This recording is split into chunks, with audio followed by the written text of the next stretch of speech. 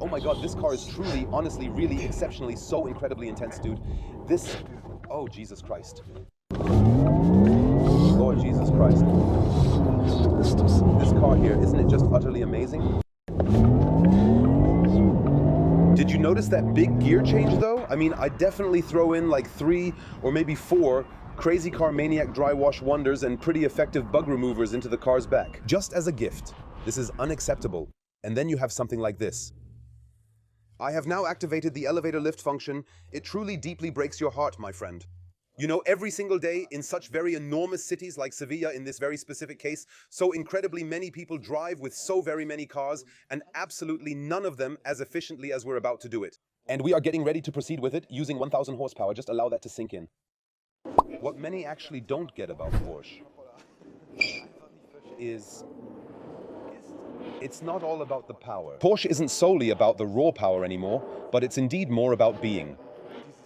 This highly innovative technological showpiece, a status which they truly have become now. Back in the days of combustion engines, Porsche was the ultimate. There was nothing to complain about. Only since the advent of electric mobility has Porsche been criticized by some who say, yes, for half the money you can get this or that, or for a third of the money you can get this or that. They simply don't comprehend what it signifies for a Porsche owner to actually drive their Porsche. So, getting this principle, what makes such a car technologically special?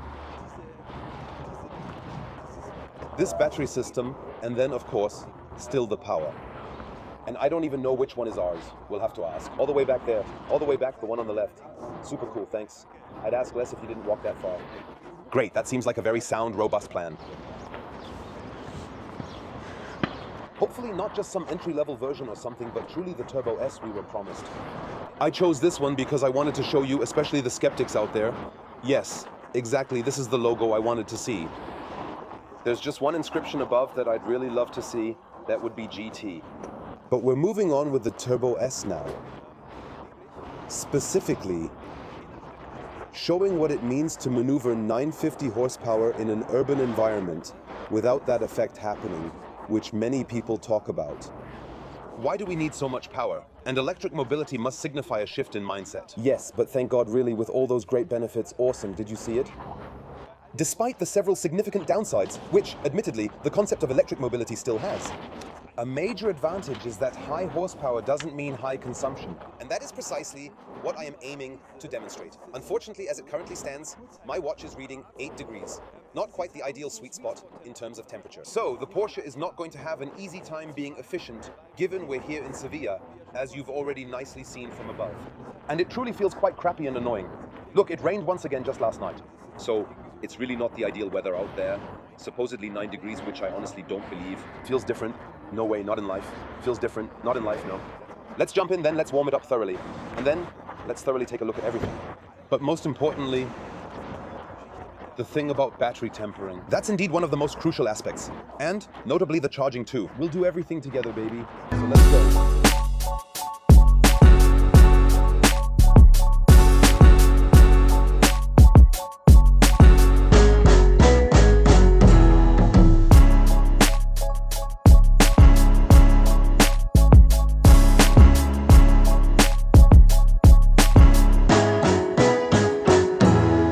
Look, I want to extend my deepest thanks to you, Porsche, for at last making this camera usable after an incredibly long 4 years. That was, without doubt, the worst camera worldwide. Look, resolution improved significantly and the fisheye effect vanished. It's still not the best camera out there. But it's really good now, I mean, compared to before. Indeed, a rim camera would certainly be a cool feature for this car, I believe. Look, as you pull up like this, I mean, I wouldn't dare say with these rims, okay, is it really like that already? I don't know.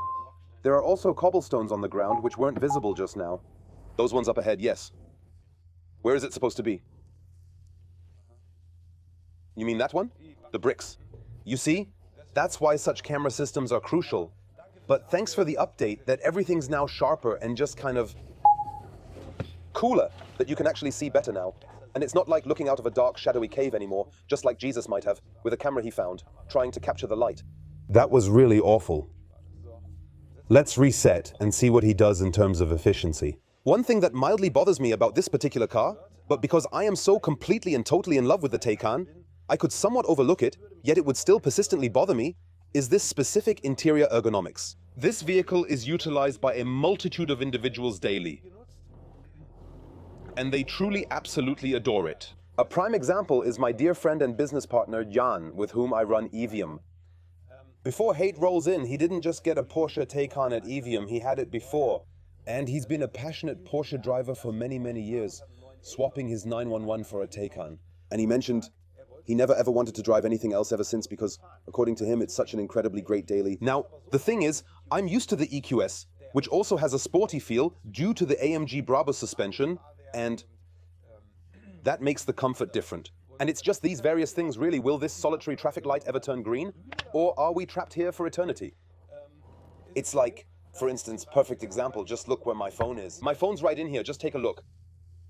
Here, right here, you see, is my phone. But why exactly is my phone here? I'm encountering difficulty with properly positioning my hand and the watch due to the armrest, leaving absolutely no available room for my smartphone. So, for saying it was like super easy with the camera and all, yeah, because you pan down. Before you realized, I actually had to do it with the gimbal. Yeah, I'm also quite accustomed to using the gimbal. We have this really good, quite small camera, which is absolutely awesome, but it's kind of terrible to operate. Anyway, we're actively resetting this particular trip here again, just to ensure it truly has completely reset. It's like, I've nowhere to put my phone, I've got 2 cup holders here, and I mean, it's all part of the daily aspect. Where should my phone go now, I wonder? Seems some spaces here, okay? But look how I get here. I already showed this at the world premiere. I can hardly make my way over here. I can't even take a small peek in there to see if I have possibly put anything in there, because I simply cannot look inside there at all, at any point. So, I can only fulfill it, and that too within a range where my fingers can reach. The shorter your fingers, the worse luck you'll have ultimately in feeling out this area. So, I can't really put it there either. It's like a daily thing, and then there's the issue with USB-C too. We've got a cable here for charging the camera. If I want USB-C now, then I'll just open this up. This has always bothered me. It's this here. So, now, how do I please, so film me now, so that people can see? How do I get here? If it occurs to me spontaneously while driving, I'd like to plug it in. How am I supposed to reach it now? Well, you're hindering yourself with this. I mean, it should be able to open from the side, because they are here and I just can't get to it. So, this interior ergonomics? Okay. I have to say something negative after all. Might also be a bit like that for everyday use, right? By the way, you're shining a light on your knee. Best regards. The ride comfort is totally brutal, isn't it? So, how on earth can you manage to create such a perfect symbiosis between uncompromising power and yet such truly incredible comfort as well? It is complete madness. Here we are back at the daily aspect, but in a positive sense, this car glides so wonderfully. Of course, folks like Francesco, who are a bit more physical, now I don't want to say fat, but rather, he has big thighs, a broad back, which I have here as well, might indeed say, yes, indeed, the car is naturally, the seats are quite exceptionally tight, but they sort of have to be in a Porsche, I strongly believe. It's obviously not similar to being in an i7 or an EQS. However, this suspension comfort, perfect. Even here on these cobblestone, look at this. You have to admit, it's really on a don't you think that it's an incredibly intense level? For that, if it's the sports car segment, yes. Not just for sports cars, but also for the sedan segment, I find that extremely cool. Yes, but it's a sports car. That's why we're in a sports car, so it's really cool. So, it has an insane level of suspension. It's truly incredible how someone can achieve that. Also, this feature, when you open the door, this new function with this suspension, that then lifts the vehicle. It's really helpful because sometimes when I'm getting into the car with John, my business partner, when we go out for lunch, discuss car of the day deals, what the next exciting steps are for you on Evium, then I really notice that I have to sit down, think quite deeply, and I start to think of older people and their stories who might have difficulties with that. And now, as the suspension really lifts up, noticeably lifts up, it's totally comfortable. And I mean, this is what you drive in everyday life. I mean, you've got these narrow streets, cobblestones and bumps here. It's such an incredibly relaxing drive in this car. It's truly wild, wildly positive, that is.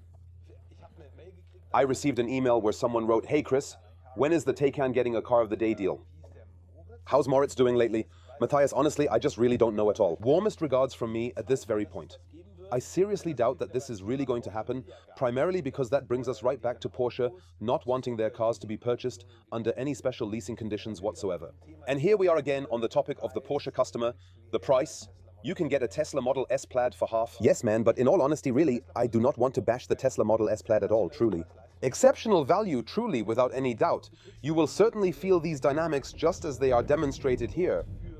There for just a brief moment. But my dear friends, a car is really so much more than that, trust me on this. A car is prestige. It's the look. The space also looks awesome. But it's the look.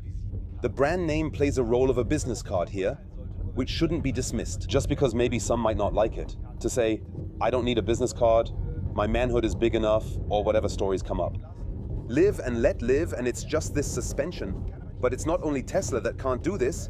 I don't want to bash Tesla alone, because I don't know any other car manufacturer that offers such uncompromising power with such a suspension combined. We're really driving over large monocles here. It's really a lot of cobblestones, a lot of bumping around, a lot of this and that.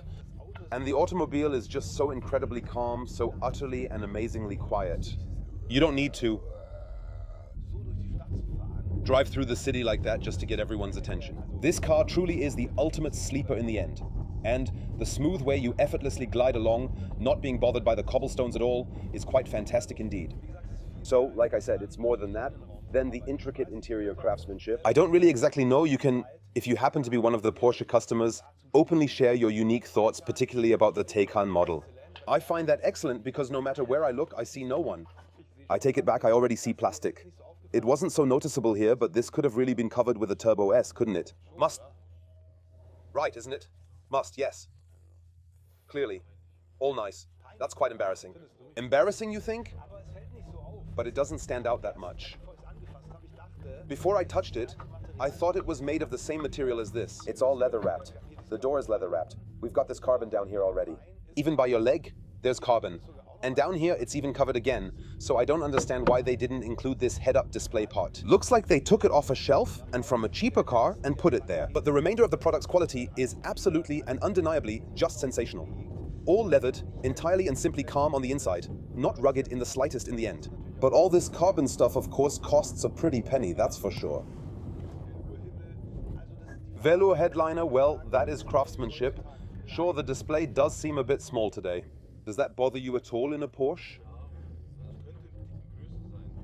Yes, it could honestly be a bit bigger, given the current trend of large displays. A tad bigger would indeed be nicer. Ah, I see, I was just about to tap. You can see it. From my driving position, I can't see anything on that display. But yes, you see, I am more forgiving. With the Porsche, since it's an uncompromising sports car, I tend to forgive more. But it is a small display. When you want to press things down here, you still have this area which, well, sort of, makes you, I don't know, as I said, for me, it's the car of my dreams at the moment. It's just that, for me, I've actually considered switching to this car. Of course, the GT caught my attention as well, but admittedly, whether it's the EQS Brabus or Porsche Taycan Turbo S, Turbo GT, it's really just burning money at the end of the day. Not because it's a Porsche, since buying a Porsche with a combustion engine always means a good investment, but because it's an electric car. And attempting to market the EQS Brabus at this current moment would indeed be an absolute total flop. And must go ahead and buy this one, only to tragically end up failing terribly with it too. I have a very good friend, special shout out to Andreas Kreutz at this moment, who's definitely watching this video. Immediately after watching my video, he went ahead and directly ordered the Taycan Turbo GT in this purple sky. Mike was written on it, which was so sweet. It's not called purple, but purple sky. And ordered it right away, and it costs, 3.8 on lease. You can really do without that. You might probably lose less if you decide to buy it, although you incur the same loss either way. So, no, but for me, it's an absolute dream car at the moment. So, when people ask me what's the best electric car on the market right now, I say the Taycan Turbo S or Turbo GT. Because the Turbo GT also comes with a backseat if you don't opt for the YSOC package. And it truly is the unique interplay of everything involved. This totally unbelievable power, the advanced battery technology fueling it, and all of that combined. We're heading to the charging station with it now. And this incredibly smooth ride, the looks, that it's a Porsche, the Porsche reliability in the components. It's not just any Chinese car, not just some startup that's now building a car with 1,000 horsepower, but rather, it's a Porsche. And you can be sure that the components work together so harmoniously when you call on the power that everything doesn't just blow up in your face. Or that when you turn off the ESP is actually off. So, many build electric cars these days, and lots pack 600 to 900 horsepower into their vehicles. But you have no clue, what are these components actually in a Porsche? You already know what you're getting. Clearly. Just look at this navigation system. We have here, I'm not sure if this display, if you can believe it, because I doubt that there are 192 charging stations in this parking garage, or 330 in this one, because that would make it a charging paradise here. But that's what I mean about the operation. This is now a satellite display. Now, for instance, it didn't even pick up that I wanted to go there, right? Could it have caught that I was tapping right here?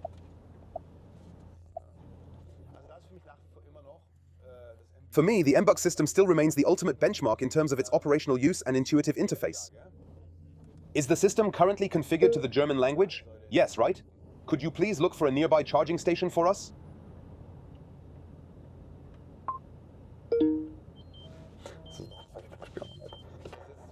What do I also dislike about it?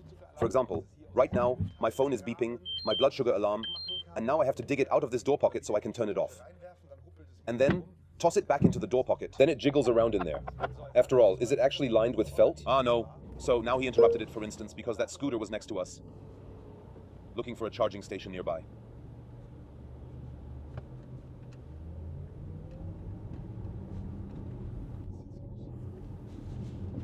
What's happening now?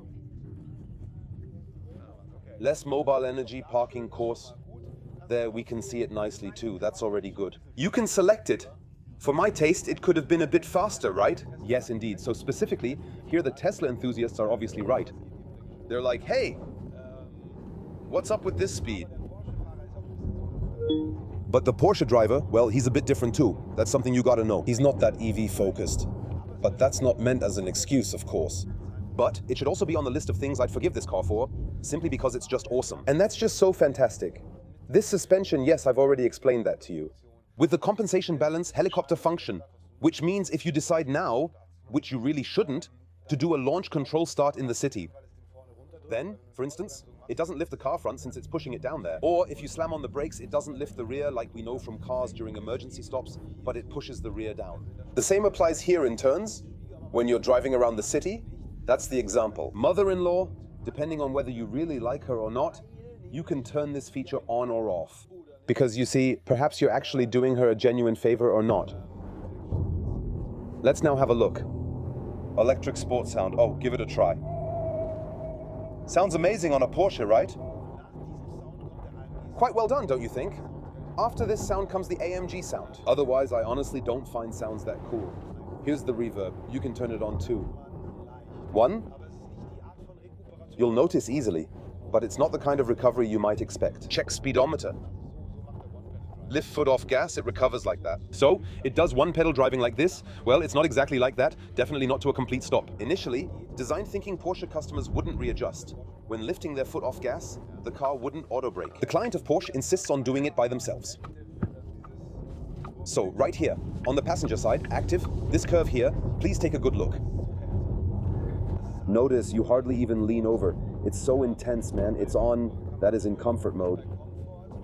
You can clearly see it through the top camera. It's in comfort mode. We have Porsche active ride level adjustment, comfort entry on, raising and lowering it. You can turn off that too. Wow, beautiful here, right? Wow, dude. It's really beautiful. With the water and active cornering, that's what this is. But you only experience it in normal mode, including acceleration and braking comfort. That's what I've already mentioned just before, so it's really fantastic. I'm also really curious about the consumption because that's really like urban traffic, right? We sometimes have really long waiting times at the traffic lights, which is quite annoying because it really drives up the consumption since the air conditioning is working. We're set to 22 degrees and so we end up standing the whole time and it artificially drives up the display, so with every electric vehicle in the end. And the thing with the suspension, really, it just completely blows me away. I mean, knowing it's a Porsche after all. That's the motto, really. It's a Porsche. Yes, a Porsche. But Porsche has never claimed that incredible comfort and technical, so it was never the hallmark of the utmost in technical capabilities. It was always uncompromising power, Turbo S, always outperforming everything, even with less power than the others. Certainly, of course, especially durable parts. That's always been, without a doubt, their main thing. I'd like to turn around here, for instance. Let's see what the turning circle is like, because we also have a bit of rear wheel steering. And here would actually be perfect to turn around. Let's check it out, see how it goes. We probably won't make it all the way to the curb, will we? I think with the Porsche, people are more tolerant because they think, oh, I can look at that beautiful car. Oh, this is red. Okay, red again. Very nice. Yes. Well, you've got a good knack. Doesn't feel as agile as the EQS though, even though it's significantly longer. Yes, does it feature rear steering too? Yes, it does, but have you seen the angle? Yeah, the angle is indeed remarkable. That's entirely correct. I'm not sure right now. You guys can post the angle in the comments. This traction, do you feel how it catches up? Only Porsche does that. No other, I know, I can't describe it, but no other electric car feels like this when you accelerate. This power deployment, this force behind it that you feel, and this control of the all-wheel, it's just absolutely brilliant, really. So, standing right here, smooth move indeed, my friend. So, getting back to Matthias or Moritz or whatever his name was, no. Unfortunately, this car won't be featured in the EVM car of the day. However, we did manage to get the EV6 150 units sold in merely 2 hours, folks. That's how you snap them up. That's why it pays to keep checking back on EVM. So as I said, you can find the Porsche Taycan on EVM, like used ones and such, but not. As the car of the day, it's unlikely to end up there. Nevertheless, you'll find great deals there. Keep checking back, even when videos aren't playing. Because we had this Kia promotion up 3 days before I made the video about it. And of course, the quickest ones are the ones who grab it. 270 euros for a lease on a 500 euro car. It happens again and again, right? Look, now I'm taking the curve quite sharply like this. It doesn't quite pull me over. This is so very intense, man. It's absolutely incredible. I mean, this suspension, how they managed it, man.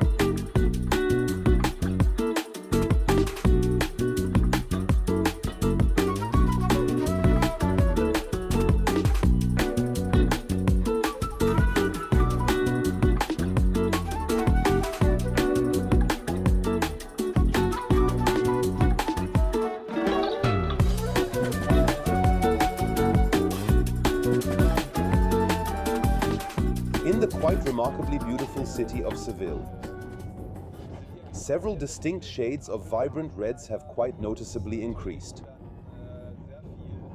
their overall significant consumption of resources. So we're currently at exactly 28.4 kilowatt hours. We've also kept another consumption running as well. That was 4.4 kilometers we drove, and then there's a longer one. Where has the trip been since 9 o'clock? Almost 10 kilometers. The German morning commute, maybe 30 kilowatt hours. It's not exactly a small amount, but let's see how it does against this tree. Take a look at that one. There. At that tree back there. What's it doing over there? Sport? Yeah, what exactly kind of sport is that really? It truly works your legs. Okay. And he just runs the red light. Yeah, that's how it is around here. Well, let's not forget, we're sitting in a car with 950 horsepower. And that is the equivalent of barely 3 liters of gasoline. So you would actually need to burn precisely 3 liters in a conventional combustion engine to achieve the exact same level of gasoline equivalent. So that's okay. The customer isn't really focusing on that. It's also about sustainability. Now, 30 kilowatt hours isn't a small amount, but it's freezing cold, like 10 degrees. Performs relatively better, especially at summer temperatures. Oh my God, this car is really so intense, man.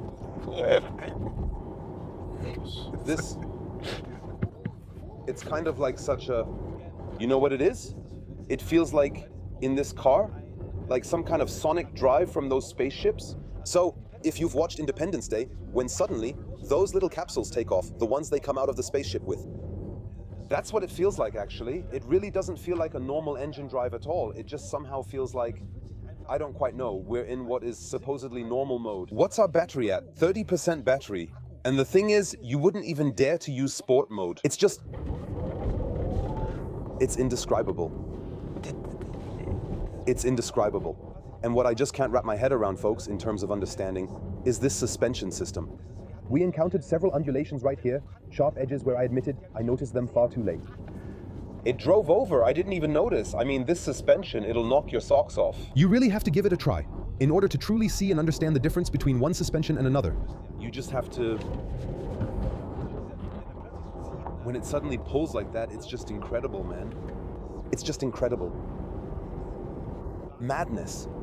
I'm not even dazzled by this power, I already know it. This suspension, it really just totally knocks me out, you know? It's just... Please do give it a try and see for yourself. Please give it a try, particularly coming from the Tesla section, won't you? Not to disparage Tesla, but to demonstrate how incredible a chassis can be.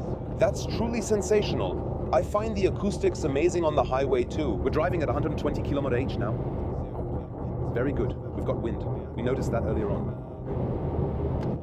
Even here in normal mode, the comfort, so with this car, it's a perfect family car. That's put aside for a moment. Because show how much space is behind me in this seat setting. I don't know. How much space is there available? Yeah, not a lot at all. Would you be able to fit behind me? Yes, because if you sit a bit at an angle, not tilted, but more like reclining, then with the legs, it would definitely work. Oh, because the knees aren't that far forward, but back due to the... I see. Bent? Yes, but if you have kids, I mean, I've met quite a few people at the charging station who use it as a family car. With such a cool roof box on top, it really does look chic. I'd absolutely love to drive this car from here all the way to Munich home. Have a truly nice road trip. And I'd really expect this car to make it so comfortable that I don't have to get out every single time and do this. But that it's simply a cozy thing, you know? No, it's not as cozy as an i7 or an EQS, of course. But it's also, darn it, truly a Porsche.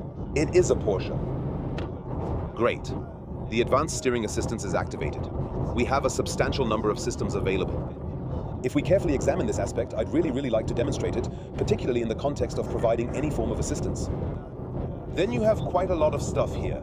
You've already gotten into the additional features. You need to go in here, by the way, so car, then assistance, and then here to speed limits. No!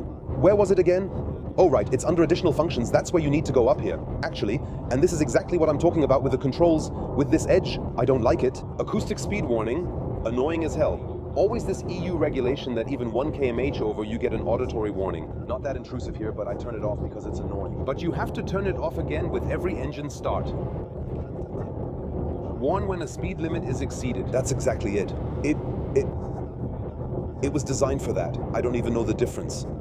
The fact remains, you can activate all the assistance here. Intersection assistant, highway assistant, so it shows you in construction zones. At night, it projects the width of the car onto the road so that you see if you can fit through these construction sections or not. We also have a night assistant, night vision help, so it's a high-tech car disguised as a sports car, so you've got everything here that you would in luxury limousines as well. Yes, and the steering assistant, it's mega good. Mega good. You know, this is super important to me as someone who drives a lot.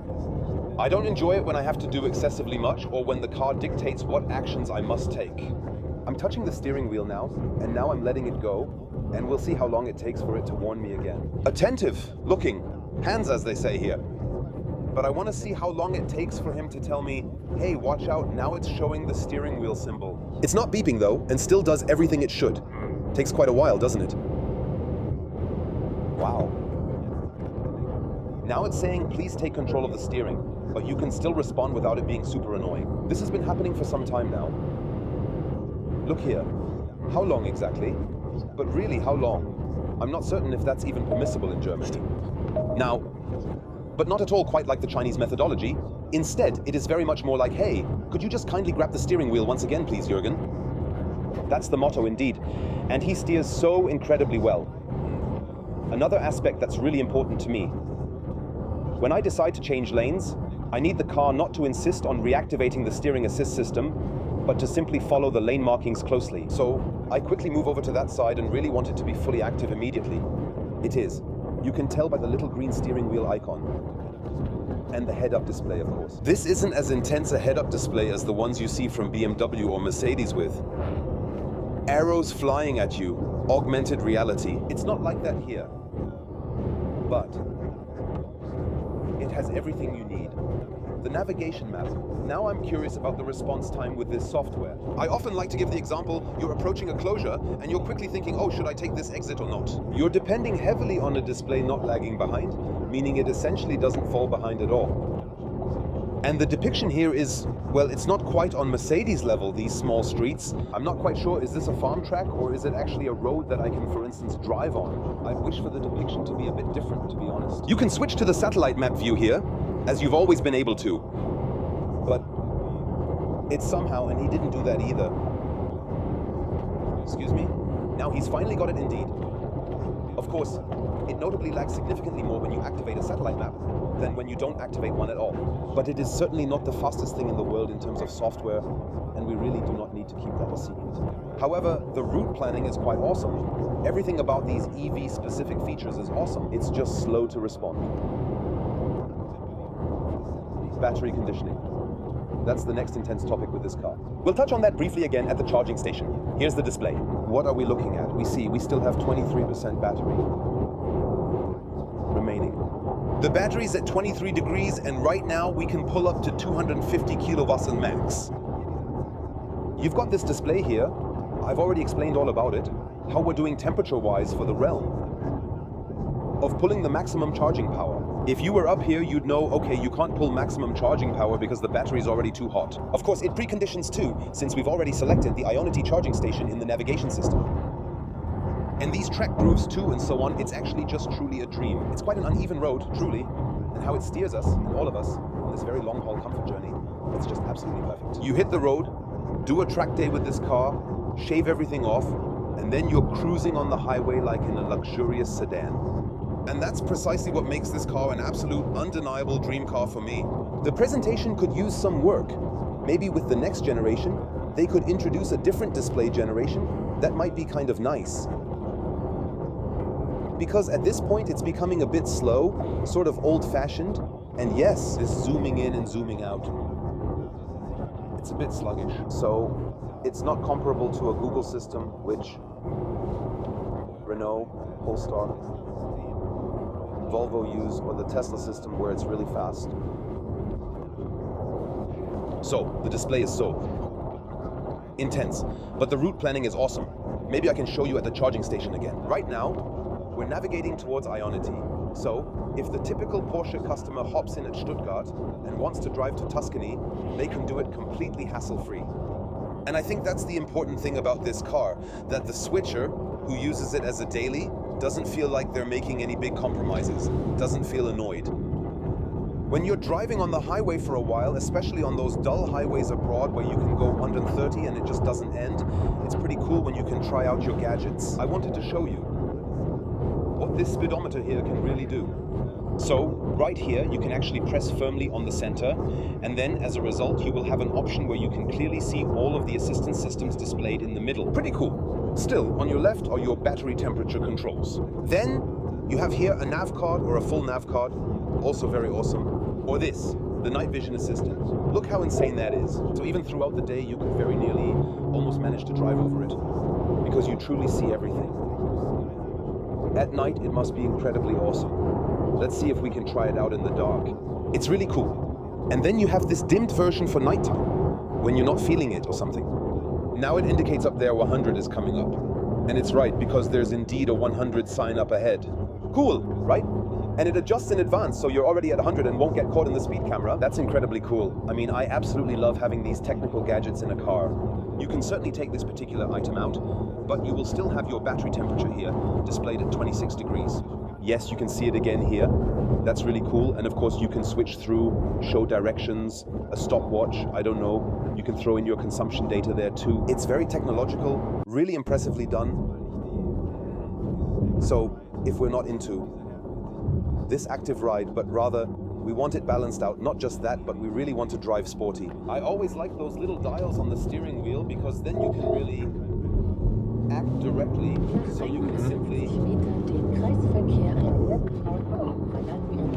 Man, this car is stable.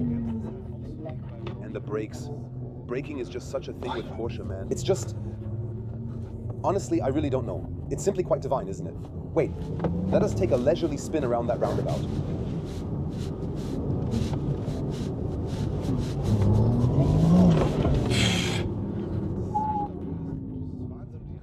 It's so stable, this car.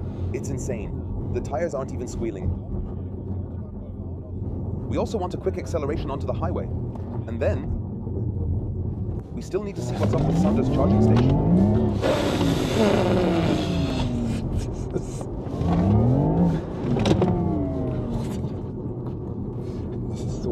This entire equipment setup feels so very intense, my friend. Jesus Christ, indeed. This car, right here, right? Wow. Absolutely ridiculously awesome. But this suspension system, the way it grants you that absolutely incredible power, it's really quite like the Tesla is just exactly as fast, or maybe even quite a bit faster, I don't actually know. But it is. More vehement. More brutal. Yes. So it's unpleasant. It's too much. You can handle it here better. It's a bit more balanced. This power. You still feel it, but it's not so insanely in your face. That's madness. Madness. This display of power. Madness. And even in Sport Plus mode, it's still comfortable to drive and doesn't bounce around all the time. So, accelerating onto the highway. We're getting on the highway. You never need to be afraid. I'm telling you, it's perfect here. Trucks, here it's 120, you're going 60 now. Francesco is probably very excited. Nothing's coming, that's great. Maybe now we can finally speed up here. Attention. The gear shifter does indeed shift, does it not? He truly is. Seriously very, very ill. Absolute, utter, complete madness. But it surely doesn't drain blood quite like a Tesla does. Yeah, it really squishes your guts. Look where you're shining again. Francesco is already completely... Now it's pushing the guts in with the Tesla.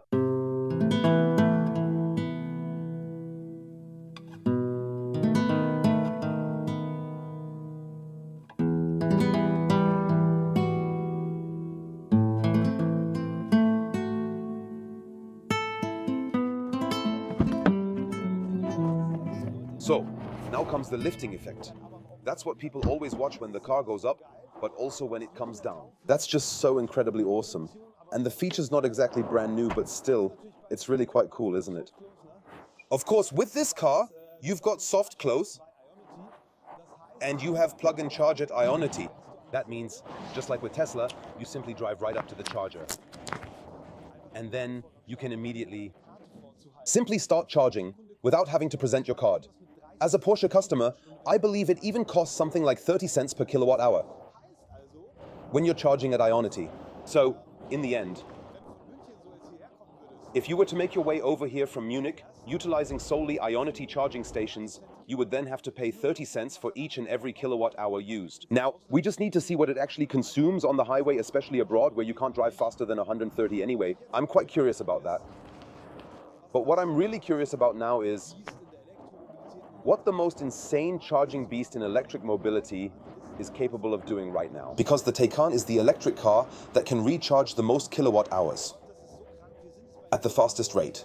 Guys, this is insane. We're now at 0 minutes. So we started 20 seconds ago. That's precisely at 296 kilowatts.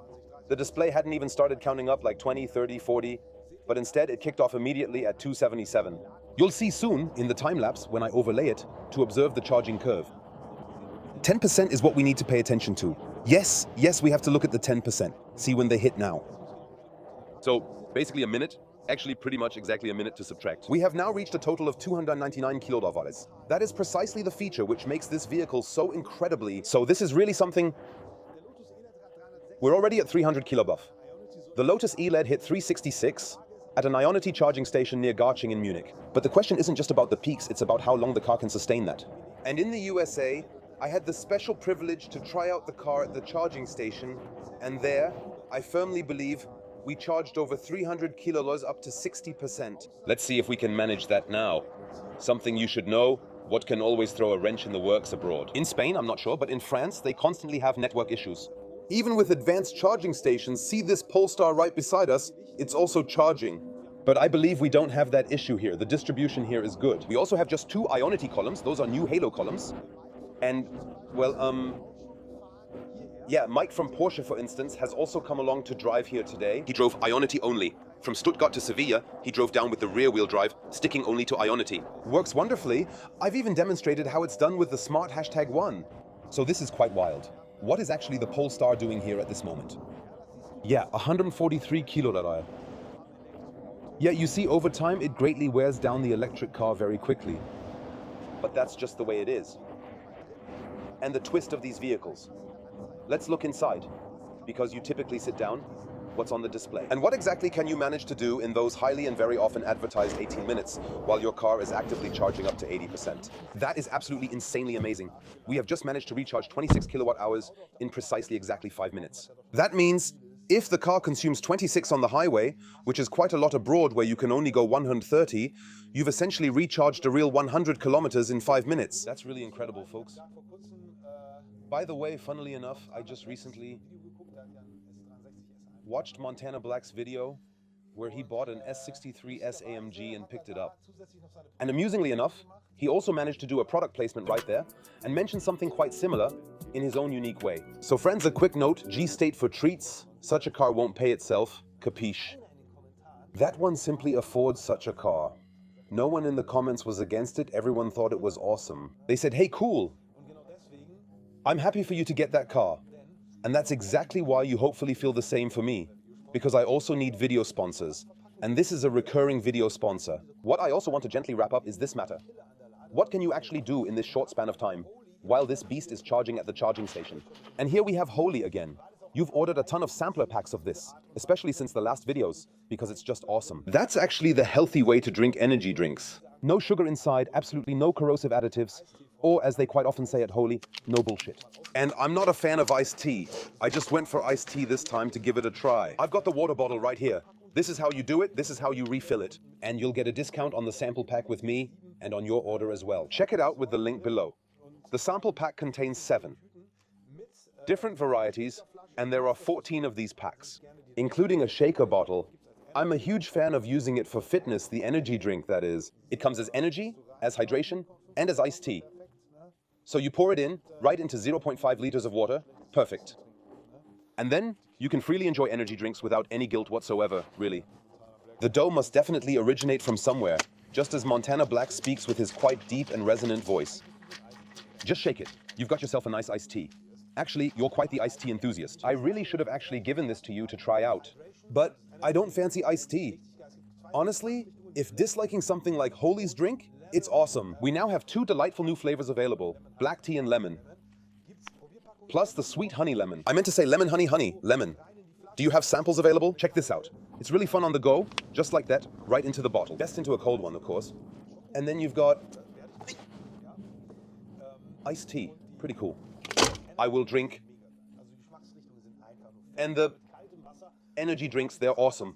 I mean, the flavors are just sick. Especially with cold water. You grab a cold water at the rest stop, pour it in. Could have done that, damn. Now I gave it away. And give it a shot. Holy Energy drinks down in the description box with a special discount link for you when you decide to order your sample pack featuring the 2 brand new flavors. And just like that, almost 7% were in by the time I finished telling it. It's incredibly twisted. By the way, the very smallest feature about this particular beast, it has a 12 kilolov cooling capacity. Because one thing is preheating the battery inside such a car to ensure you get the right charging power, especially when you set off and it's just 10 degrees and the car, for instance, wasn't parked in an underground garage, but instead you were visiting your lady and she doesn't have a parking spot, so you're outside. At 5 degrees at night, then the battery is usually at 5 degrees too. You first have to get it up to temperature, which it does super quickly with this preconditioning through the charging station. The next point, however, is when you, for instance, would hit the highway in Spain at 35 degrees. You drive, and of course, you have to cool down by the time you reach the next station. Look, here we see it with the display. You're now in the upper area. If you decide to go in here, so now if you actually plug in at exactly 52 degrees, you certainly won't get that charging power anymore. Now you're getting it because you're in the spectrum. But if you plug in here, it means we need to move back to a better spot. And he does. What did it say yesterday? Cools down by 1.2 degrees per minute. The temperature management, the thermal management cools the battery down. So, if you start driving to the next charging station now, it will cool down the battery temperature by 1.2 degrees within a minute. This means, if we want to go from the current temperature of 53 degrees now down to 25 degrees, that's a total difference of 28 degrees. It will approximately take him half an hour. And in half an hour, he's back to 25 degrees, right at the sweet spot temperature. But the crazy part is, unlike before, whereas the Taycan needed 35 degrees for peak performance, now just 15 degrees suffice to reach that peak performance. This temperature control window in the vehicle has been enhanced so much to the point where it's simply absolutely downright brilliant. Well, it's basically good for nothing. Now let's check out how many kilowatt hours it has recharged. Come along, we've been charging for 11 minutes now, and we're precisely at 60 kilowatt hours. That means even if you drive really fast on the motorway and consume 30 kilowatt hours, which he doesn't, because I've driven from Munich to Berlin in the Taycan, and I really hit over 200. When it was clear, and then back to 120, 130, over 200, it averaged 29 kilowatt hours. Impressive consumption, honestly. 5 hours, 31 minutes of pure driving time, 609 kilometers. Did you really just manage to recharge 200 actual highway kilometers in just about 11 minutes? I need to remove this thing here. Hold on, there was actually a dust cover. So 200 real highway kilometers in 11 minutes. That's just insane. And the incredibly crazy part is, we'll actually see that when we go to film the PPE Mecan, what the PPE Mecan really truly does. Because no one has really filmed it from 10 to 80 yet.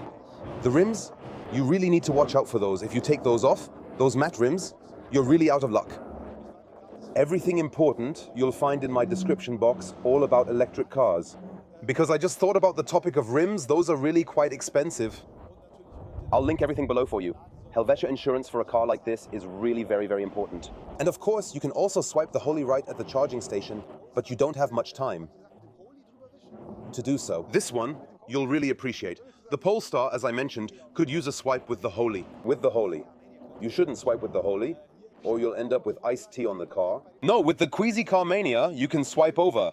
Here, Dry Wash Wonder would work perfectly on this car. If I had it with me now, I'd use it on that one. They'd surely be thrilled because you won't scratch your car. You can wash it dry. So I think I'd definitely give them about 3 or 4 of those Queasy Car Mania Dry Wash Wonder and Bug Remover products. Put it in the car or on the car, if I had it with me right now, just as a gift. This is no way to live. However, with that car, I'm not even sure, despite my own product, whether it still helps or if it needs a professional car detailer. Check it out, my dear baby. Awesome. Everything you could possibly need is right down here inside the video. What a cool piece of machinery. Still, I'd go for the Sport Turismo though. Simple, right? Me, I'm always working. Yes, always, right? Always. So currently we're at exactly 69%, precisely 14 minutes, 69 kilowatt hours. So now it's time for you all to see the time-lapse video. What do you think?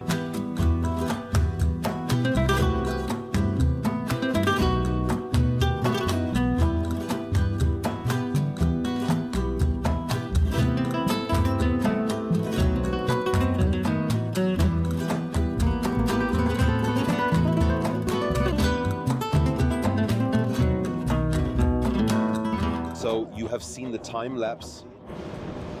It was not even 19 minutes, indicating we can actually trim it down a tad more. So he somehow managed to pull off this jump from 10 to 80 in under 18 minutes. That's simply insane.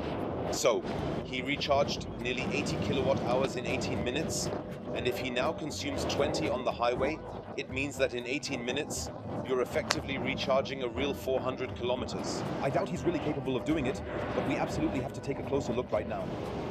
Let's do this. We're at 94 kilowatts. This machine is absolutely insane. Come on, let's hit the highway to see what it actually consumes. Topographically balanced, I think it goes well here at 130. Let's get this journey started. So my dear friends, how far can we realistically go with the very good Taycan? So, first off, the consumption is really not that cool at all.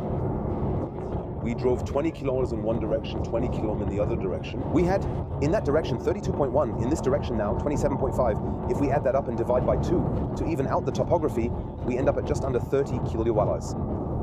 I can only recommend, for those who are truly after maximum efficiency, to really achieve 400 kilometers on the highway with this car. You have to go for the 4S rear-wheel drive, if you're into it, which personally I find a bit too lame in terms of acceleration for a Porsche. So, as I said, 4S is your best bet, the perfect compromise. The GTS is even better, but for those who want the Turbo S, you'll definitely notice a bit of a difference in consumption. Charging your vehicle at Ionity, when utilizing the specific Porsche tariff with Ionity, will cost you just under €9, actually, per 100 kilometers. That's of course quite awesome for such a vehicle. However, you also have to keep in mind that with such detailed fuel consumption calculations, it generally happens that I maintain a constant 130 during these measurements. That's something you'll never manage in everyday life. You'll always get slowed down, construction, speed limit, you name it. If you drive the same and resolve to always go 130 abroad, but then get constantly slowed down, you'd actually be at about 25 kilowatt hours. That's always the worst case scenario. But that's how we measure with every car. That's the final outcome of the day. I really didn't want to skip it this time at all. We're now on a racetrack with the Taycan GT, where we were with the Taycan GT, drove back with the Turbo S. However, with the Sport Turismo. But it makes no difference. And if you're not constantly driving at 130 for the sake of consumption tests, but only driving at 130 when you can, and traffic and such slow you down a bit, you'll notice a stark difference here. The consumption is now 19 kilowatt hours, and I always drove at 130 whenever it was clear. It just wasn't always clear, and that's exactly what I mean. You have, occasional traffic, someone driving in front of you, speed limits, beat me, no idea. And the hotel stands right here, directly at the very end of this long freeway. Well, this hotel, this particularly very huge, expansive hotel. And there you have a completely different consumption, and that's the Turbo S for you. Just as is the case with sports tourism, which in this instance I actually prefer so much more. And then you suddenly have a completely different consumption rating, exactly what I was just talking about. So the problem is, if your GPS takes you to the racetrack, where we have to go because of the Turbo GT, and you're being led across such a track because we're not taking the journalist's scenic route, since we're doing efficiency tests and such, then you end up with something like this. I've just activated the lift function. The lift function looks like this. Yes. No. But I just have no idea how deep this damn puddle is. And driving all the way back home, we simply just cannot afford to spend that much time right now. It really, truly breaks my heart, man.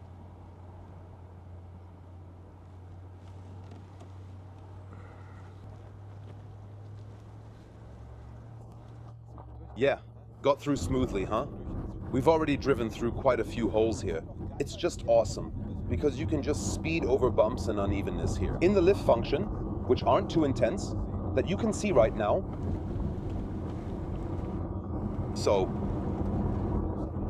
And there you don't have to stop, that's really cool. We are the only ones here bringing the vehicle back in this condition. It slides right in smoothly, like a hot knife slicing through butter. Hey! Things might get rough again. Things might get rough again, folks.